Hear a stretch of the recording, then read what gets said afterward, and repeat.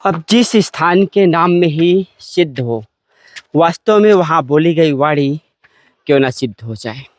जैसे हमारी ही एक वाणी सिद्ध हो गई। हम संत महाराज से पहले ही दर्शन में बोल रहे थे कि महाराज जी बहुत सारी सब्जी लेकर के आएंगे। फिर कुछ ऐसा हुआ कि वास्तव में हमारे साथ सौरभ शामिल हुए, अखिलेश शामिल हुए और विवेक सब मिलकर सब्जी भी लाए। और इतनी धूप में इन सीढ़ियों को चढ़ने का, परिश्रम का बहुत ही गहरा अनुभव हमें महसूस हुआ है। नाम क्यों पड़ गया हनुमान जी, जैसे बाकी सिद्ध हनुमान जी की गुफा? जब जो है भगवान वनवास में आए जी, तो भगवान यहाँ पैदल आए, भगवान को देख कर नाचने लगे। अच्छा। भगवान को देख के जीप पकड़ के कहा नाचने लगे। बोले ये क्या कर रहा है? बोले हाँ, इस जंगल में एक जीप का पक्का, एक लंगोटी का सच्चा रहेगा, वो इस जंगल में रहे। भगवान को उपदेश दे रहे हैं। ये तो भगवान से पहले ही से तपस्या कर रहे थे। अत्रि मुनि थे, कोट मुनि थे, बाकी थे, ये तो पहले ही से जो है तपस्या कर रहे थे। तो भगवान ने जो है तब रखा है। और सब सिद्ध है तो बाकी सिद्ध हो। अच्छा। बाकी सिद्ध एक ही है। सिद्ध तो हर एक जगह है, बाकी सिद्ध एक ही है। अच्छा, तो मतलब बाकी सिद्ध मतलब जो जुबान से सिद्ध है ऐसा? हाँ, जैसे अत्रि जी थे जी, अनसुईया थे, जी तो पहले ही की तपस्या कर रहे थे, ऐसे ही जी कर रहे थे बाकी सिद्ध। जी। कोटमुनि थे, ये सब जो है देवता पहले ही जो है भगवान ने वचन हार दे थे, हम जाकर चित्रकूट में दर्शन दें।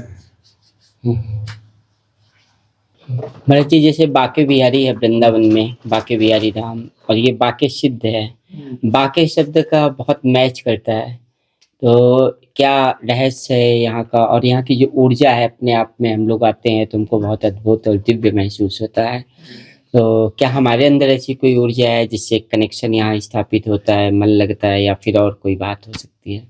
देखो ऐसा है, तुम्हारे अंदर ऊर्जा नहीं है, लेकिन यहाँ की ऊर्जा जी, आपको आकर्षित करती है। जी, आपका कुछ संस्कार अच्छा है, जी, कुछ प्रारब्ध अच्छे हैं, तो ये जो है आपको अपने उसमें खींचते हैं, है?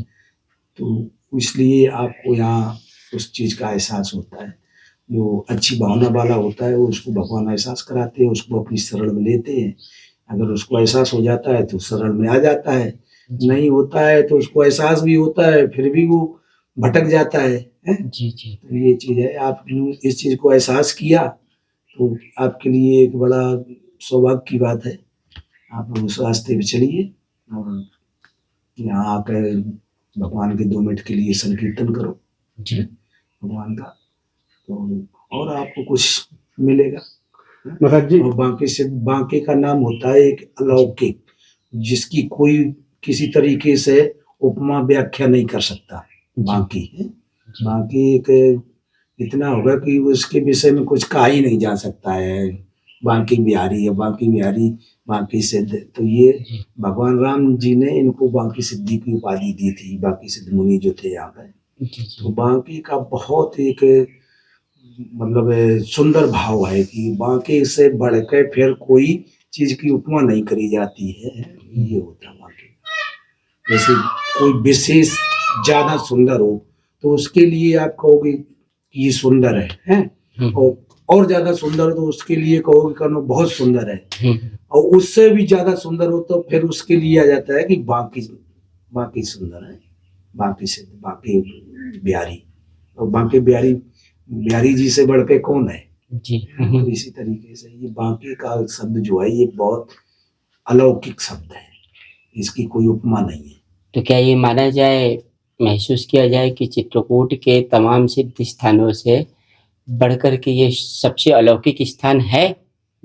देखो ये अलौकिक स्थान तो है ही, इसका पद्म पुराण में उल्लेख है जी। लेकिन ये तो नहीं कहा जा सकता कि सबसे, क्यों यहाँ बहुत से ऋषि मुनि एक से एक बड़े ऋषि मुनि ने तपस्या करी है, जैसे अगस्त जी है और अपने अत्रि जी हैं, तो ये उनके समकक्षी मतलब रहे हैं जी जी। तो इसमें कोई बड़ा नहीं कोई छोटा नहीं, ये तो सब महान मतलब संत ऋषि मुनि थे, तो उनके लिए कोई ये नहीं है कहना कि ये बहुत मतलब बड़े या छोटे। ऋषि बड़ा होता है वो भी छोटे ही बन के रहता है, और छोटा होता है तो वो छोटा तो है लेकिन हो सकता है वो बड़ों वालों से बड़ा हो। ये सुखदेव भगवान थे, तो बड़े बड़े ऋषि मुनि थे, उन्होंने उनका आदर किया था। इसके विषय में ये नहीं कहा जा सकता कि ये उनसे अच्छे या उनसे वैसे। हम तो ये कहते कि ऋषि मुनि जो होता है वो सब एक से एक होते हैं, किसी को उपमा नहीं करी जा सकती कि ये बड़ा ये छोटा क्या है।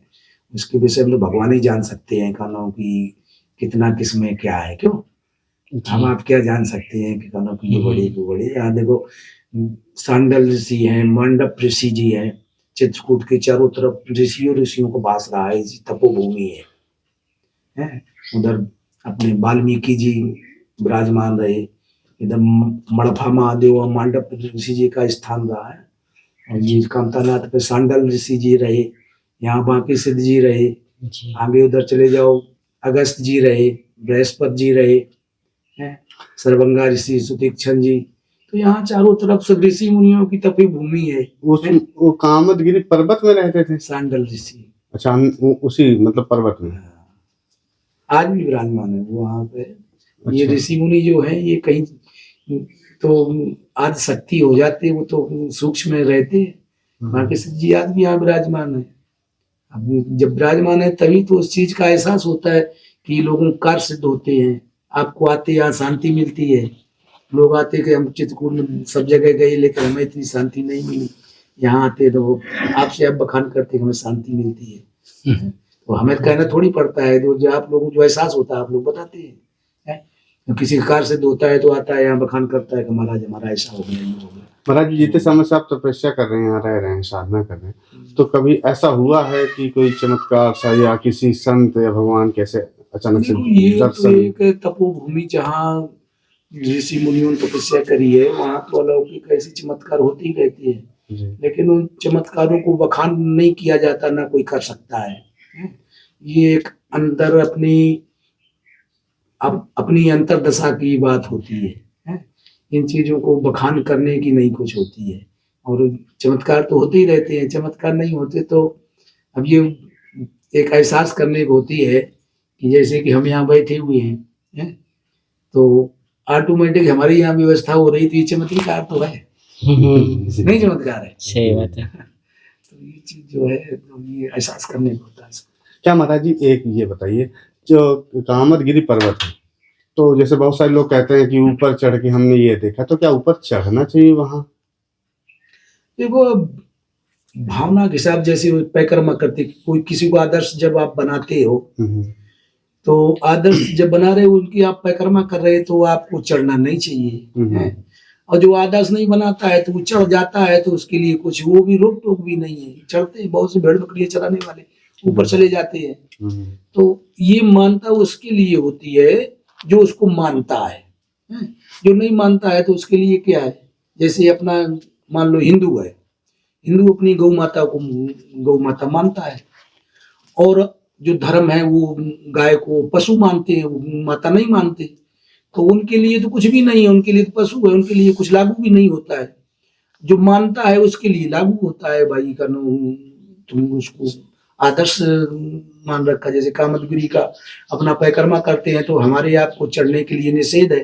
तो ये अपनी अंदर आत्मा की बात है ना, और अगर हम आप नहीं मानते हो तो उसके ऊपर चढ़ जाओ तो फिर क्या वो मना थोड़ी कर रहे हैं, लेकिन हो सकता कुछ ऐसा प्रारब्ध हो जाए कि उसका आपको झेलना पड़े, संकट आ जाए। तो ये चीज है। वहाँ जैसे वाल्मीकि रामायण ने तो बहुत कुछ दर्शाया है। कामदगिरी पर्वत के नीचे हजारों ऋषि मुनि सतयुग टाइम की तपस्या आज भी कर रहे हैं, और भी उसके अंदर सरोवर भी है। अच्छा। हाँ, कुछ लोगों का ये भी मत है कि ऊपर भी जो है सरोवर है, वहाँ भी जो है संत महात्मा निवास करते हैं। वो हमारी तुम्हारी इन दृष्टियों से नहीं दिखाई पड़ेगा। अगर दृष्टि अच्छी हो जाएगी तो वो दृश्य देख सकते हैं। जब दृष्टि जब हम आप पवित्र हो जाते हैं, ये नेत्र अच्छी दृष्टि हो जाती है, तब ये अलौकिक दृश्य देखने को मिलता है।